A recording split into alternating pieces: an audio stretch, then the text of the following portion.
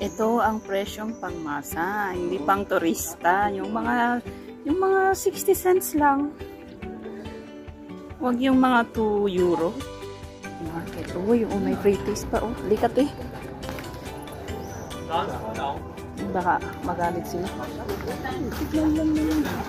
Ito oh, free taste. Titikim nga tayo. Yan. Dito ulit kami sa Raj.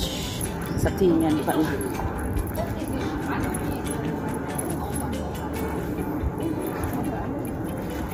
Ayun o, shorts baka 2 euro lang. Ayan.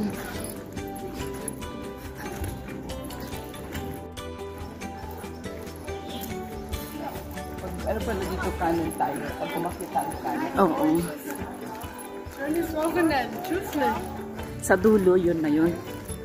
Tapos kakanan tayo. Yun na yun. Ayun oh. Ayun nga, may tig to 2 euro. Oh, diba? Ang ganda ng ano dito sa taas. Yung Tulda na pinintahan.